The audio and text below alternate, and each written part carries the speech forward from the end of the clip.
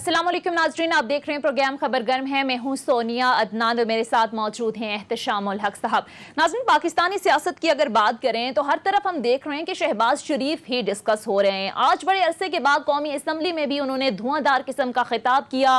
फलस्तीन जैसे अहम इशू पर बड़ी मुस्बत तजावीज़ दी गई शहबाज शरीफ साहब की जानिब से। पिछले कुछ दिनों से हम देख रहे हैं कि सियासी तौर पर भी खासे मुतहर्रिक नजर आ रहे हैं शहबाज शरीफ साहब। आज भी टेलीफोनिक राबिता किया गया मौलाना फजलुर रहमान से और पीडीएम को फाल करने के हवाले से बात की गई और ये कहा गया कि मई के इख्तिताम तक पीडीएम का जो सरबराही इजलास है वो बुलाया जाएगा। तो क्या पाकिस्तानी सियासत में कोई टर्निंग पॉइंट आने जा रहा है? खासकर मुस्लिम लीग नून की सियासत की अगर बात की जाए, क्या मामलात चल रहे हैं? पार्टी के अंदर आने वाले दिनों में बयानिया किसका होगा? सूरत हाल क्या होगा? अंदर की खबर जो है वो जरा आज हम एहतशाम साहब से जानने की कोशिश करेंगे। इसके साथ साथ नाजरीन, दूसरी तरफ हम देख रहे हैं कि कानूनी महाज पर भी हुकूमत और नून लीग आमने सामने हैं। हुकूमत शहबाज शरीफ को बाहर जाने से रोकने के लिए खासी एक्टिव लग रही है। वजारत दाखिला की जानिब से शहबाज शरीफ का नाम आज बाकायदा तौर पर हमने देखा कि ईसीएल में डाल दिया गया। इसके साथ साथ शहबाज शरीफ का नाम ब्लैक लिस्ट से निकालने से मुतालिक भी लाहौर हाई कोर्ट का जो फैसला था वो भी सुप्रीम कोर्ट में चैलेंज कर दिया गया। दूसरी तरफ शहबाज शरीफ ने भी बैरून मुल्क जाने की इजाजत ना देने पर तौहीन अदालत की दरख्वास्त दायर कर दी है। अब हम देख रहे हैं कि दोनों तरफ से कानूनी जो जंग है वो भी जारी है। इसी सारी सूरत हाल पर भी आज के प्रोग्राम में बात करेंगे, खासकर इसके कानूनी पहलू क्या हैं इस पर जरा रोशनी डालेंगे। सारे मामलात पर बात करने के लिए प्रोग्राम में हमें ज्वाइन करेंगे माहिर कानून अजहर सदीक साहब, इस साथ हमें ज्वाइन करेंगे सीनियर तज्जियाकार मोहसिन जमील बेग साहब। आप दोनों का बहुत बहुत शुक्रिया। इससे पहले कि एहतशाम साहब अपने पैनल की तरफ जाऊं, सबसे पहले मैं आपकी तरफ ही आऊंगी। ईद से पहले भी बड़ी खबर ब्रेक की थी एहतशाम साहब आपने, और हम देख रहे हैं कि वो सच भी साबित हो रही है। शहबाज शरीफ हम देख रहे हैं कि पिछले कुछ दिनों से खासी मुतहर्रिक भी नजर आ रहे हैं। क्या कुछ मामलात चल रहे हैं? क्या वाकई कोई टर्निंग पॉइंट आने जा रहे हैं पाकिस्तानी सियासत में? सोनिया, दो तीन चीज़ें बड़ी अहम हैं जिस पे मैं बात करूंगा, जिस पे बेग साहब भी अंदर की कहानियाँ बहुत जानते हैं। आप इनसे भी पूछिएगा, और लाहौर होते हुए भी अजहर सदीक साहब भी बहुत कुछ जानते हैं। बिल्कुल। देखें, दो चीज़ें बड़ी अहम हुई हैं। पहली तो बात है, एक अरसे के बाद जो ख़बर के तौर पे मैं आपको बता सकता हूँ कि जिस तरह मुझे इत्तलात मिली हैं, पहली मरतबा कहा जा रहा है कि नवाज साहब की बजाय वो वहाँ बैठे हैं, शहबाज साहब की पार्टी के ऊपर गिरफ्त बड़ी तेज़ी से आगे जा रही है। अब इत्तलात फाइनली जो मेरी तक पहुँची है कि दो आदमी अड़े हुए हैं जिनका नाम है शाहिद खान अब्बासी और एहसन इकबाल साहब, कि जी कोई कंप्रोमाइज़ नहीं, मज़ामत का बयानिया नवाज साहब का बयानिया लेके चलेंगे। बाकी मेजॉरिटी जो है ना वो साइड लाइन हो गए, और चार लोगों के बड़ा वाज़ेह तौर पे अपना नुक्ता नज़र शहबाज साहब से मुलाकातों में बता दिया और बड़ा उनके साथ खड़े हो गए। ख्वाजा आसिफ साहब, ख्वाजा साद रफ़ीक साहब, Rana Sanaullah, of all the person Rana Sanaullah भी, और राना तनवीर साहब जो PIC कमेटी के चेयरमैन भी है। इस तरह बहुत सारे लोग हैं। 70% MNAs MPAs जिनके बारे में कहा जाता है कि जी नैब के पास उनके बारे में सारी तरह की तलात हैं, किसने कहाँ से खाचे मारे, कहाँ पैसा बनाया, किसकी ज़मीन पकड़ी है, उनकी तलात हैं। नैब वाले हाथ रोक के बैठे हैं कि किसी वक्त उनके केस निकल सकते हैं। अब इस हवाले से जो चंद दिनों में सामने बात आई है कि मफाहमत का बयानिया जो है ना वो तेज़ी से आगे की तरफ जा रहा है। अगरचे ये मफाहमत का बयानिया हुकूमत को पसंद नहीं है, हुकूमत को लग रहा है कि शायद उनकी जगह शहबाज साहब ले सकते हैं, मज़ामत के बयाने की तरफ नहीं जा रहे। दूसरी डेवलपमेंट देखें, बेग साहब भी इस पर बात करें कि कल जिस तरीके से मरियम नवाज साहबा गई हैं मियां जावेद लतीफ़ के घर, एक दिन पहले आप देख लें जिस तरह गए शहबाज साहब, माहौल बिल्कुल डिफरेंट था। क्या बातें हुई, क्या तकरीरें हुई, उसके बाद मरियम नवाज साहबा ने जिस तरह ललकारा वो बिल्कुल वाज़ेह तौर पर किसी और तरफ जा रहा है। सही। दूसरी बड़ी खबर यह है कि जो मेरी तलात है, आजकल व्हाट्सएप पे बेग साहब भी लोग फ़ोन पे बात नहीं करते। जो शहबाज साहब ने नवाज साहब को कन्वे किया है, दो बातें कन्वे की हैं। उन्होंने कहा जी बात यह है कि 7 महीने 8 महीने तो जनाब मैंने भुगता है, 3 दफ़ा कैद में गया हूँ, 22-23 महीने जनाब मेरा बेटा भुगता है वहाँ पे, सब मज़े कर रहे हैं फैमिली के लोग। और मैं एक ही बात आपको समझा रहा हूँ कि आप अपनी सियासत देख लें, 70 साल की सियासत पाकिस्तान की और 30 साल की अपनी, कि लड़ाई करके मुख्तलिफ हलकों से किसको फ़ायदा हुआ, किसको नुकसान हुआ, किसके खिलाफ क्या बात करनी है क्या नहीं। तो आखिरी बात इसमें जो बड़ी अहम है सोनिया, वो ये है कि उन्होंने नवाज साहब को कन्वे किया कि देखें बात यह है कि आप अगर थोड़े अरसे के लिए बाप बेटी खामोश हो जाएं तो मैं कुछ कर सकता हूं, और मैं आपको दावे के साथ कह सकता हूं कि आपकी वापसी भी थोड़े अरसे में मुमकिन हो सकती है। एक, अगर आप ये नहीं मानते तो फिर मुझे इजाज़त दें कि मैं रिटायरमेंट का ऐलान कर देता हूँ। मैं घर बैठ जाता हूँ, आप जानो और आपकी पार्टी जाने। सही। उसके बाद से कहा जा रहा है कि जी बड़ा वाज़ेह तौर पे पार्टी के अंदर ना लाइन तेजी से आगे जा रही है और बड़ा तबका मुफाहमत का जो है ना वो शहबाज शरीफ आपके साथ खड़ा है। ठीक है, अब देखना ये कि शहबाज शरीफ कायल कर पाएंगे या नहीं। बेग साहब, मैं आपकी तरफ आऊंगी। जाहिर है आपके पास भी अंदर की बड़ी खबरें होती हैं। पिछले दिनों से हम देख रहे हैं कि इस्लामाबाद में कुछ डील और ढील की खबरें भी गर्दिश कर रही थी और जाहिर मोहम्मद जुबैर साहब का वो बयान भी आपको याद होगा जिसमें उन्होंने कहा था कि पिंडी वालों से हमारी सुलह हो गई है। तो आपको क्या लगता है, क्या मामलात चल रहे हैं? क्या वाकई कोई टर्निंग पॉइंट आने वाला है सियासत में, खासकर मुस्लिम लीग नून की सियासत के हवाले से अगर बात करें? बहुत शुक्रिया जी एहतशाम साहब, आपका भी बहुत शुक्रिया। बेसिकली एहतशाम साहब ने बहुत अच्छा एक्सप्लेन किया। हालात तो डेफिनेटली बदल रहे हैं और बहुत स्पीड से बदल रहे हैं। पॉलिटिक्स में चेंजेस आती हैं वक्त के साथ। नेचुरली शहबाज शरीफ साहब जब से बाहर निकले हैं उसमें बैकडोर डिटेल तो शायद कोई भी ना बता सके कि उनके साथ किन के राब्ते हैं, वो तो वही बेहतर जानते हैं। लेकिन एक चीज बड़ी क्लियर हुई कि वो आके जिस तरीके से मुतहरक हुए और जिस तरीके से गवर्नमेंट जो है पैनिक में आई, तो नेचुरली कुछ ना कुछ है। और हालात जो हमारी गवर्नमेंट के एस्टेब्लिशमेंट के साथ थे वो शायद उस तरीके से अब नहीं है जैसे पहले थे। तो उससे लगता यही है कि शायद आने वाले दिनों में definitely maybe they want to change the horse और कोई नया जो है वो चेहरा लाया जाए, क्योंकि गवर्नमेंट जो है वो इसलिए पैनिक है कि शहबाज शरीफ साहब अपोजिशन लीडर भी हैं, मुफाहमत की पॉलिसी लेके आगे आए हैं। नेचुरली इस्टेब्लिशमेंट शायद मरियम बीबी से या उनके फादर जो है नवाज शरीफ साहब से बात उस तरीके से नहीं कर सकते जिस तरीके से वो शहबाज शरीफ साहब से कर सकते हैं। तो गवर्नमेंट ने जो स्टांस दिया है कि जी बिल्कुल इनको पैनिक होके कि जी जाने नहीं दिया जाएगा, हालांकि जाने से कोई फर्क नहीं पड़ता। वो पहले भी गए, आप अभी भी चले जाएंगे, क्योंकि जिस तरीके से कोर्ट ने उनको परमिशन दी है। नेचुरली अगर गवर्नमेंट जो है वो कोर्ट के साथ भी लड़ने के लिए या उनके साथ भी एक सीन फंसाना है, तो मेरे ख्याल में कोर्ट ही के डिसीजन के ऊपर शहबाज शरीफ साहब चले जाएंगे। सही। तो मकसद ये है कि वो गवर्नमेंट ये समझ रही है कि पोटेंशियल थ्रेट है शहबाज शरीफ साहब। नेचुरली अपोजिशन लीडर है, अपोजिशन लीडर हमेशा waiting in for prime minister होता है। तो उनकी माजी में जो भी गवर्नेंस जिस तरीके से की।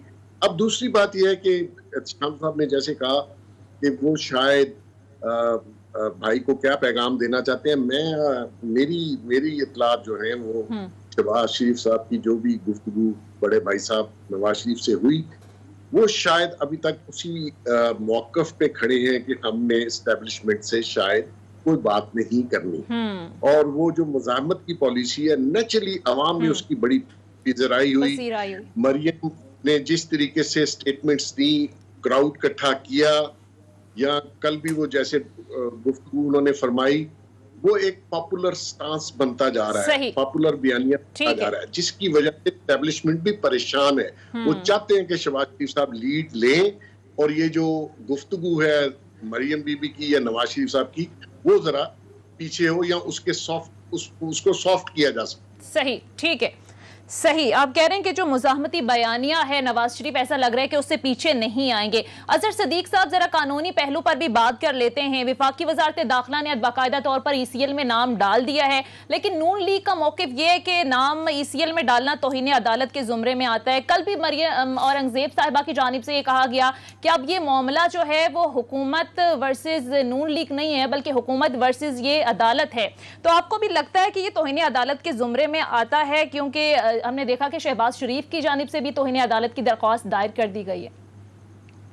बहुत शुक्रिया। चूंकि एहतशाम साहब ने एक बात की है, कोई अंदर की बात मैं भी बताना चाहता हूं। जी जरूर। देखिए, अगर तो एस्टेब्लिशमेंट से हालात बेहतर होते उनके, तो अब तक बहुत सी चीजें चेंज हो चुकी होती।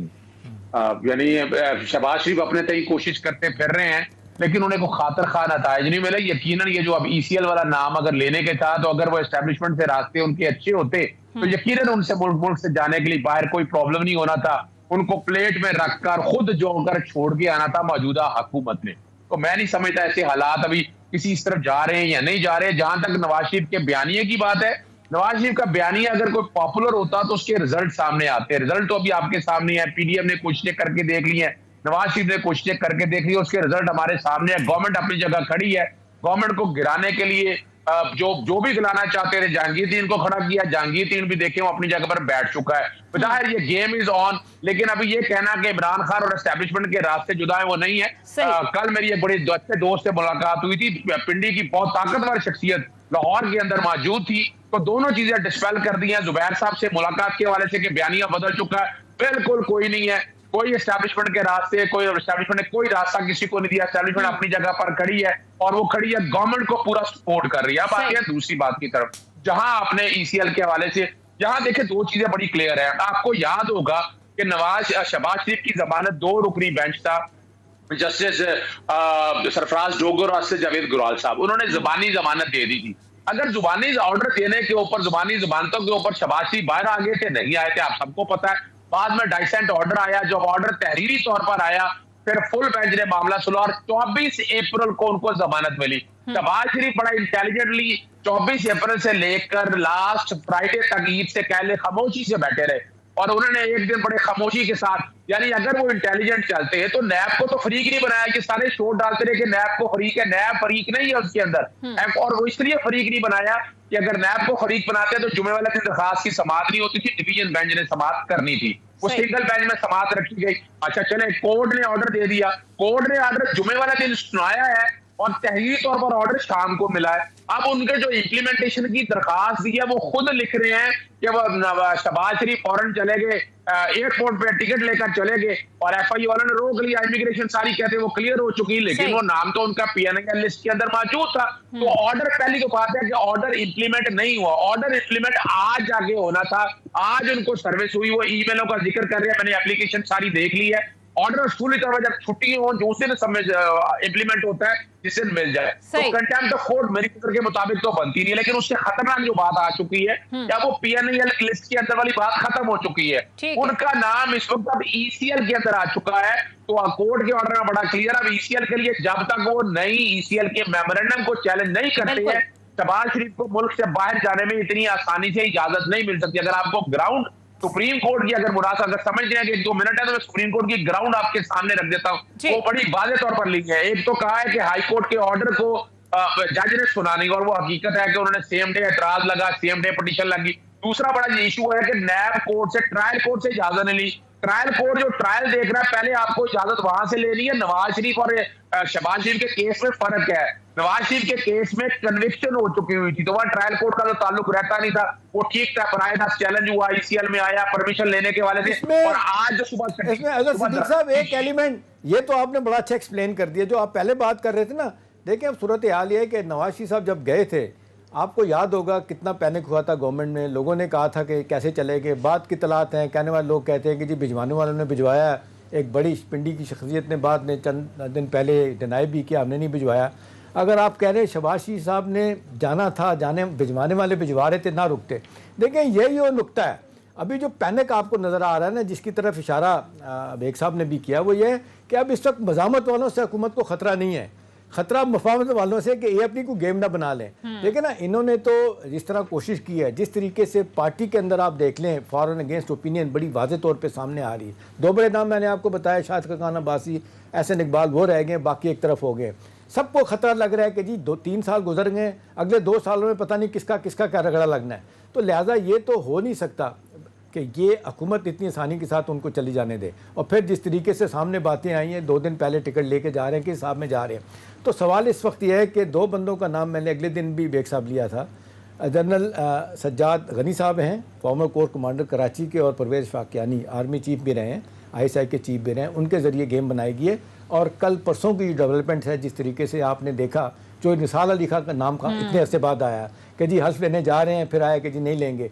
अब कहने वाले लोग कहते हैं शहबाज साहब की हमेशा से दोस्ती जो है वो चोई निसार के साथ रही है। वो बड़ी मशहूर 11 मीटिंग जो रातों को होती थी बेनज़ीर की हुकूमत के ख़िलाफ़, न चोई निसार और शहबाज साहब जाके जनरल क्यानी से मिलते थे, वो अपनी जगह है। और पार्टी के अंदर वो देखें 18-20 महीने से खामोश हैं चोई निसार अली खान। वो कहते हैं मैं किसी के अंडर नहीं काम करूँगा, शहबाज साहब के अंडर काम करने के लिए तैयार है। वो भी एक सोचने वाली बात है, लोग उसको भी करेद रहे हैं, किनारे मिला रहे हैं कि इस वक्त एंट्री चोई निसार की किस तरफ जा रही है। जी ठीक है। अच्छा मैं एक बात बड़ी क्लियर कर दूं, चलो एक बात कर लेने दें मुझे, लेकिन शाह साहब जो बात आप कह रहे हैं ना एस्टेब्लिशमेंट मैं नहीं समझता शहबाज शरीफ पर यकीन करे कि क्यों करेगी। शहबाज शरीफ तो अपने भाई की उंगली पकड़े बगैर तो चलते नहीं है, तारीखी तौर पर बता देना हमेशा शहबाज शरीफ के फैसलों को ओवर रूल किया गया है, ये तो तारीखी बात है। दूसरा देखिए आपको कड़ियों से कड़ियां मिलानी पड़ेगी। ईद की नमाज पढ़ने गए नवाज शरीफ साहब रीजन मॉस्क के अंदर, वहां बताया गया कि आईपीएस के कजन से मुलाकात हुई है। उसके बाद गेम प्लान क्या बनाया गया, ये गेम प्लान बनाया जा रहा है आवाम को बेवकूफ बनाने के लिए कि उसके बाद क्या बनाया गया कि जनाब चौधरी निसार साहब आ गए। पहले मीडिया पे बात चली कि चौधरी निसार साहब एक्टिव हो गए, शहबाज शरीफ साहब बनेंगे वजीर आजम और चौधरी निसार साहब बनेगा, फिर मुलाकात दिखा देगी। ये देखिए ये पोस्टर बनाया जा रहा है। ठीक है, बेग साहब से एहतशाम साहब तफसील से इस पर जवाब, लेकिन एक मुख्तसर ब्रेक के लिए कहा जा रहा है। नाज़रीन मुख्तसर ब्रेक लेते हैं, गुफ्तगू का सिलसिला यहीं से आगे बढ़ाएंगे। Stay with us.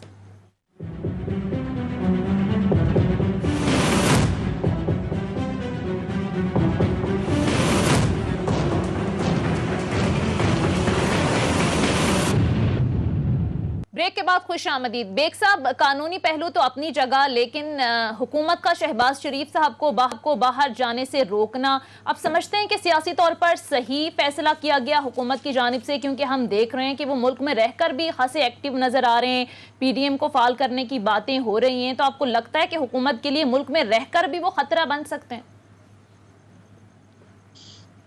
बहुत अच्छा क्वेश्चन है जी। बेसिकली अगर थोड़ा सा मैं आपको माजी में ले जाता हूँ, जब नवाज शरीफ साहब बाहर गए और मरियम बीबी पाकिस्तान में थी और बहुत खामोशी थी, सारे काम शहबाज शरीफ साहब मैं समझता हूँ कि एस्टेब्लिशमेंट के कहने पे उन्होंने किए, जिसमें आपके बजट पास करवाए, एक्सटेंशन हुई, सेटअप का बिल हुआ, उन्होंने बिल्कुल सब लाइन में लग के हर चीज की।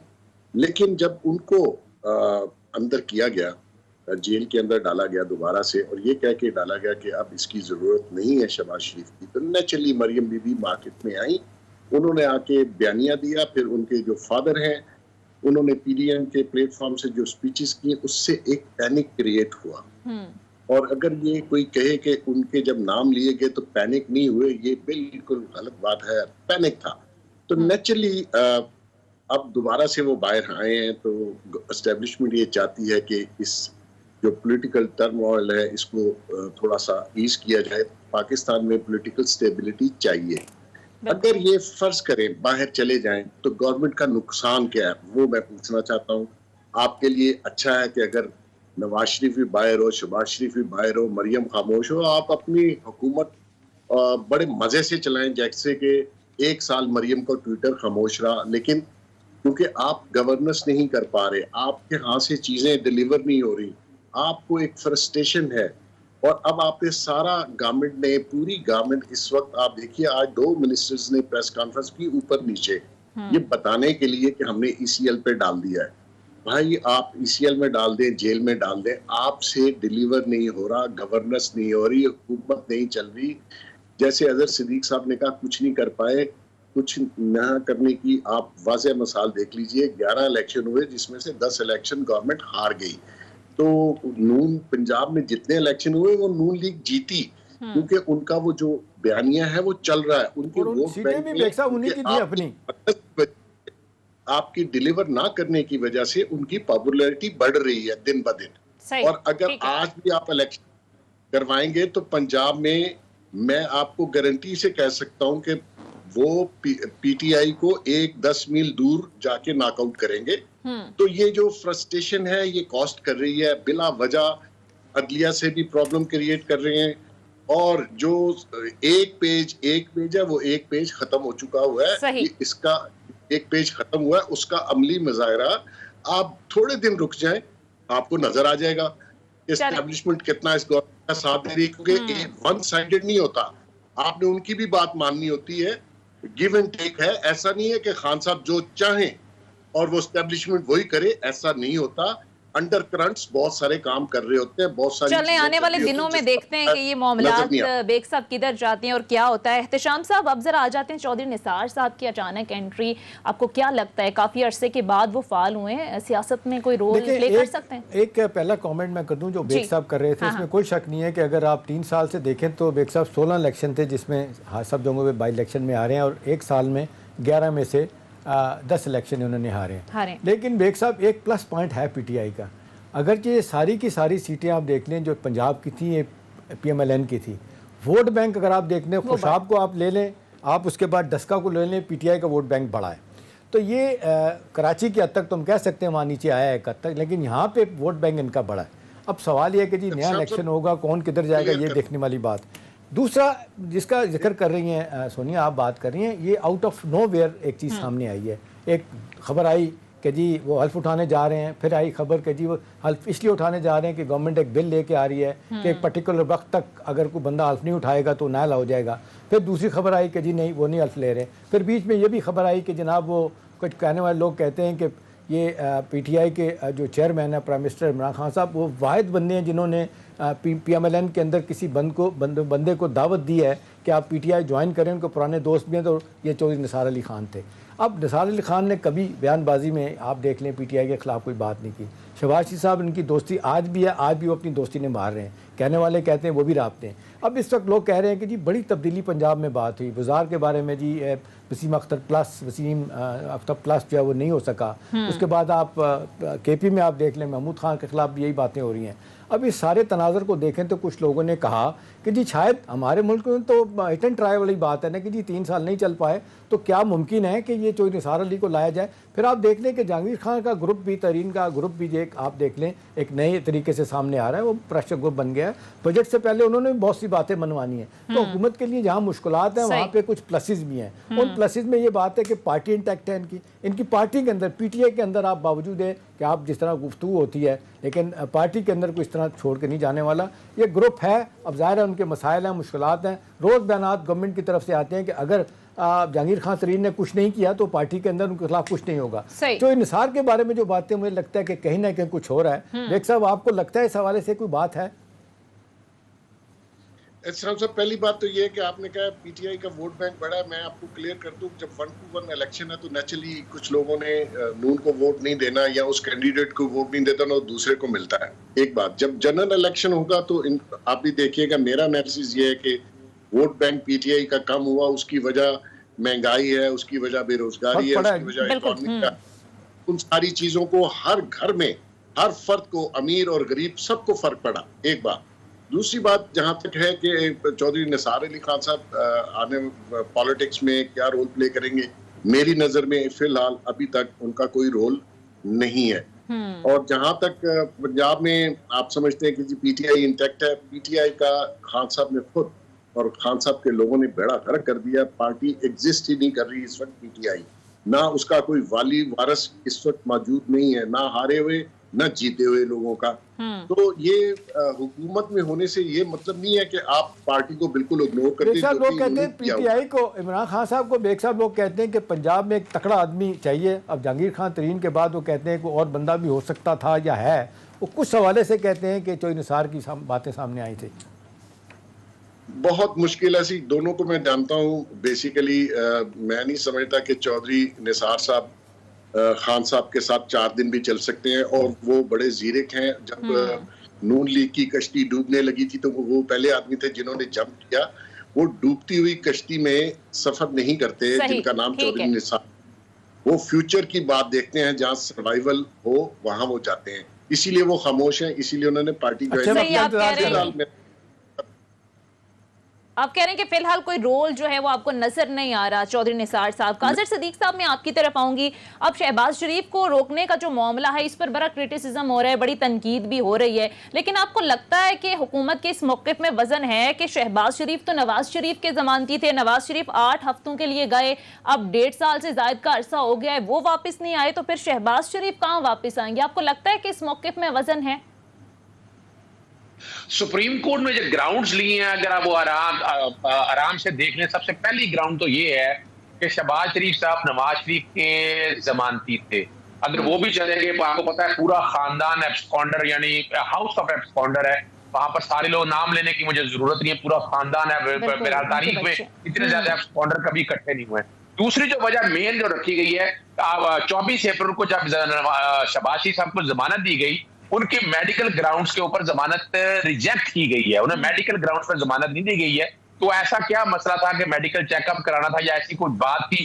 तो अगर मेडिकल चेकअप भी कराना था उसके लिए बोर्ड बनना है, बोर्ड अभी बैठा नहीं। अगर आप कानूनी तौर पर देखें तो शहबाज शरीफ के लिए बड़े लिमिटेड ऑप्शन है कि शहबाज शरीफ को मुल्क से बाहर जाना है, क्योंकि ईसीएल में नाम आ गया है और जो दरखास्त अब दायर की है उस पर एतराज यही लगा है। ईसीएल का तरीकाकार होता है कि पहले आपको मुतलका गवर्नमेंट के पास जाना है, वजारत दाखिला के पास जाना है कि उन्हें इजाजत दी जाए, जैसे नवाज शरीफ के आया था, फिर सर्टन राइटर लगे थे, शोटीज लगी थी। ये बात जो उन्होंने सुप्रीम कोर्ट में भी उठाई है कि लाहौर हाई कोर्ट ने कोई शोटी नहीं ली, कोई गारंटी नहीं ली तो और उनको जाने की इजाजत दे दी है। तो बुनियादी तौर पर वो एक अलग बात है, इंसानी हमदर्दी वो तवक्कुआत अपनी जगह है, लेकिन जो एक तरह का जो परसेप्शन डेवलप हो रहा है अभी तक नवाज शरीफ को बाहर भेजना, अगर नवाज शरीफ का बड़ा सॉलिड केस था कि उन्होंने मेडिकल ग्राउंड्स के ऊपर बकायदा। लेकिन अजहर साहब एक चीज बताएं, अजहर सिद्दीक साहब एक चीज़ बताएं, कानूनी तौर पे तो जो आप बात कर रहे हैं उसमें अपनी जगह कोई वजन है, बिल्कुल ठीक है। दूसरा जो है कि अब जिस तरीके से सुप्रीम कोर्ट में हुकूमत गई है कि जी ठीक है, ये जो लाहौर हाई कोर्ट से उनको जमानत हुई है,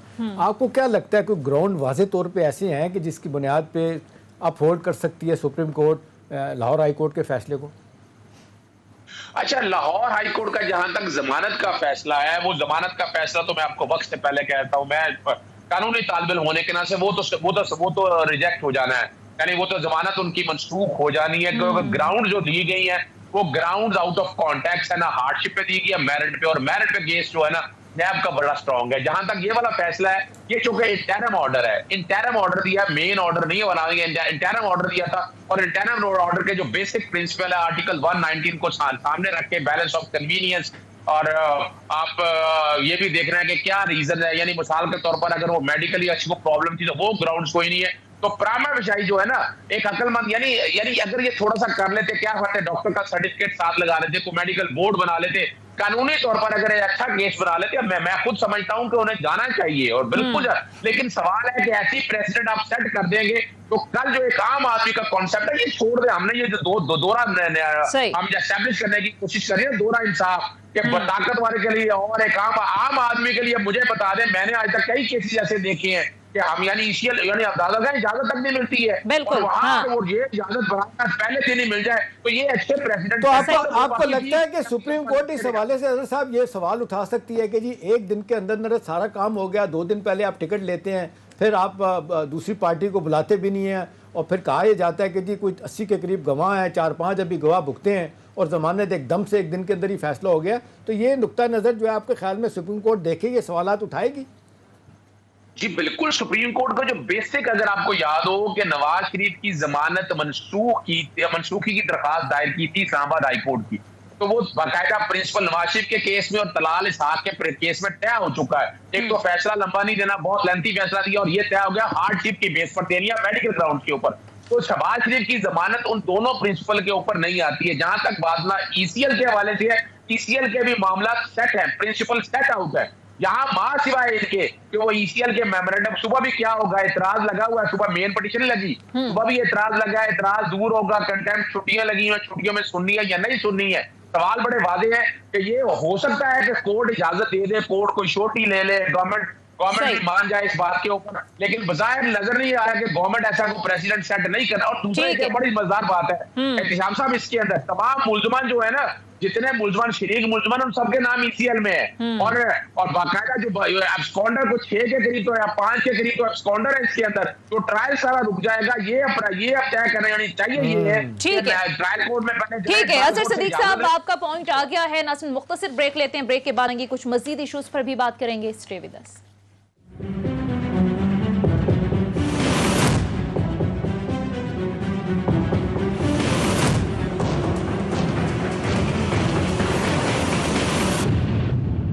ब्रेक के बाद खुश आमदीद एहतशाम साहब। अब ज़रा पीडीएम की बात कर लेते हैं। हुकूमत मुखालिफ जो एक पूरी तहरीक बनाई गई थी, फिर से पीडीएम के रिवाइवल की बातें हो रही हैं, बड़े एक्टिव नज़र आ रहे हैं मौलाना फजल रहमान और शहबाज शरीफ साहब भी। आपको लगता है कि ज़ाहिर है जो दीगर सियासी जमातें हैं, पाकिस्तान पीपल्स पार्टी, ANP, उनसे भी बातचीत के हवाले से गौर किया जा रहा है, फिर से कोई किरदार अदा करेगी हुकूमत को? टफ टाइम ग्राउंड तो जो चीज़ें जिस तरह हैं वो तो फिर रेस्ट एंड पीस वाली बात होगी। पीडीएम की फातह पड़ी जा चुकी है। अब जिस तरीके से पीपल्स पार्टी पे मैन के अख्तलाफात आज भी आप देख लें जिस नैच पे हैं, 2 बड़ी पार्टियां बाहर हैं, तो क्या कर सकते हैं आप, सिवाय इसके कि एक सिम्बॉलिक आप एक मैदान में आके आप बताना चाहते हैं कि आप हुकूमत की मुखालफत कर रहे हैं, हुकूमत को हटाना चाहते हैं, तो हुकूमत को इस लिहाज से तो कतई तौर पे अब तो कोई बात नहीं रहेगी, कोई ख़तरा हो सकता है। हाँ, अब शहबाज शरीफ साहब जिस तरह मुतहर्रिक हुए हैं, अपनी एंट्री डाली है, कोशिश करेंगे, जो बयानात हैं रब्ता किया जी करेंगे मज़ीद मौलाना फजल रहमान साहब से भी, बिलावल भुट्टो से भी, लेकिन ये चीज़ें तय हो गई हैं कि जी ना तो वोट ऑफ अपना नो कॉन्फिडेंस के लिए वो आ रहे हैं, ना तहरीक चल रही है, ना धरने दिए जा रहे हैं। और पीपल्स पार्टी तो कह रही है माफ़ी मांगे हमसे। अभी ईद, हाँ वो एक तो अपनी जगह, फिर ईद की बात आ गई, फिर मुहर्रम की बात आ गई, वो तो किस्सा पारीना तेज़ी से बनता जा रहा है। परसेप्शन का बड़ा फ़र्क पड़ा है। ये बड़ी पार्टियों में जो एक फ़िज़ा बन रही थी, हुकूमत के लिए मुश्किल पैदा हो रही थी, हुकूमत परेशान भी थी, लेकिन अब तो सूरत हाल बिल्कुल बदल गई है। और ख़ास तौर पे 16 दिसंबर का लाहौर का जलसा जो हुआ था, उसके बाद तो काया ही पलट गई है, ना आर पार हुआ, कुछ हुआ। तो हुकूमत के लिए इस हवाले से परेशानी नहीं, परेशानी अब इस वक्त यह है कि पीपल्स पार्टी PMLN अपने सियासी तौर पे क्या करेंगे। देखें PMLN की अब 60 सालों की सियासत, 70 साल की तो हम उनकी जो देख रहे हैं, ख़ास तौर पे 30 साल की सियासत इनकी देख लें, वो तो पंजाब पे फोकस करते हैं, पंजाब से जीत के आते हैं और भाई साहब चीफ मिनिस्टर और ख़ुद नवाज शरीफ साहब प्राइम मिनिस्टर बन जाते हैं। वो सूरत हाल शायद किसी स्टेज पे जाके बन भी सकती है, लेकिन इतना आसानी से कह देना सारी चीजें पलट हो जाएंगी, इतना आसान नहीं है। चले बेग साहब की तरफ जाते हैं। बेग साहब, पीपल्स पार्टी और नून लीग में इख्तलाफात जिस हद तक गए, जिस तरह के इल्जाम तराशियां दोनों तरफ से हुई, आपको लगता है कि दोबारा से ये एक हो सकते हैं और हुकूमत के लिए कोई चैलेंज साबित हो सकते हैं? जी बिल्कुल, मैं ये समझता हूँ कि पॉलिटिक्स में तो कभी भी कुछ भी हो सकता है, और पाकिस्तान में हमने बहुत से ऐसे एग्जाम्पल माजी में देखे हैं। इन दोनों का किसी स्टेज पे इकट्ठा बैठना, मैं उसको कोई नहीं समझता कि ऐसा नहीं हो सकता है। और पार्टी मुख्तलिफ तरीके से पॉलिटिकल पार्टीज आपस में अलायंस करती हैं, कभी इलेक्शंस में, कभी अपोजिशन में, तो वो ऐसी बात नहीं है, हो सकता है। देखना यह है कि आने वाले दिनों में अपोजिशन जो है, including Nawaz league and peoples party and the others, ये अपना रोल क्या प्ले करते हैं। फिलहाल इसमें कोई शक नहीं कि गवर्नमेंट को फिलहाल कोई चैलेंज नहीं है। गवर्नमेंट को चैलेंज अपने आप से है, क्योंकि वो डिलीवर नहीं कर पा रहे, वो उस तरीके से गवर्नेंस नहीं कर पा रहे। वो कोई उनसे लड़े या ना लड़े, वो खुद से लड़ने के लिए तैयार हैं। हालांकि हुकूमत में आके आप लड़ते नहीं, आप चीजों को स्मूथ चलाते हैं, पॉलिटिकल स्टेबिलिटी लाते हैं, चीजों को काम डाउन करते हैं। यहाँ पे थोड़ा सूरत बिल्कुल बेग साहब, पोर्टेबिलिटी जिसकी ज़ाहिर है एहतशाम साहब हम बात करते हैं वो बहुत ज़रूरी है। बल्कि एहतशाम साहब मैं आपकी तरफ ही आ जाती हूँ। वज़ीर ख़जाना ने भी जब प्रेस कॉन्फ्रेंस की अपनी पहली, तो उन्होंने भी कहा कि टेम्परेचर को कम करना होगा, लेकिन इस सारे माहौल में आपको लगता है कि टेम्परेचर कम होगा? आज भी बल्कि वज़ीर आज़म ने यह कहा है कि शहबाज शरीफ समेत कौमी दौलत लूटने वालों को छोड़ूंगा नहीं। देखिए जहांगीर, अपना जो शौकत तरीन साहब है, नए चौथे वज़ीर ख़जाना जो है, उन्होंने आपको याद है कहा था कि मैं तावन हासिल करने की कोशिश करूंगा पीपल्स पार्टी से भी, PMLN से भी। वो किसी हद तक कामयाब होते हैं, नहीं होते, देखने वाली बात है। आखिरी मिनट है अजहर सदीक साहब से, अगर मैं कमेंट ले लूं। जी अजहर साहब। अच्छा देखिए, मैं जो पाकिस्तानी पॉलिटिक्स में इस स्टेज के ऊपर इमरान खान की गवर्नमेंट को 3 रीजन की वजह से गिरा रहे हैं। अगर अभी गिराएंगे तो हमदर्दी का वोट मिलेगा, ये पाकिस्तान मुस्लिम लीग और पीपल्स पार्टी सबको समझ आ चुका है। अब ये वो इलेक्शन अगले की तैयारियां हो रही है, ये सारी जो गेम तैयार की जाए ना, इलेक्शन की तैयारी हो रही है। पीपल्स पार्टी और PMLN का स्टेज पे मिलना इनको इलेक्शन इतिहास के तौर पर नुकसान पहुंचा सकता है। पीपल्स पार्टी अगर स्टेज पे मिलती है तो इनके वोट बैंक को नुकसान होगा PMLN की तरफ से। तो पीपल्स पार्टी, मेरा नहीं ख्याल है कि आने वाले दौर में इन चीजों को वो कोशिश करेगी, फासला रखेगी, अंदर ही आपस में बैठे मिलते चलते रहेंगे। ये दाल रोटी है जो फिल्म है, इसी तरह चलती रहनी है। और जो अगर कहा जाए कि PDM अगर कुछ कर जाए, PDM भी अब तैयारी चल रही है उनकी इलेक्शन की। कोई नहीं चाहता कि गवर्नमेंट स्टेज के ऊपर चला जाए, और कोई नहीं चाहता कि वक्त से पहले। ठीक है, अजहर सदीक साहब, मास्टर के साथ प्रोग्राम का वक्त खत्म हो चुका है। बहुत बहुत शुक्रिया माहिर कानून अजहर सदीक साहब, सीनियर एनालिस्ट मोहसिन जमील बेग साहब, आपके वक्त का शुक्रिया। नाज़रीन, ये था हमारा फीडबैक जरूर दीजिएगा। अगले प्रोग्राम तक इजाजत दीजिए, खुदा हाफिज।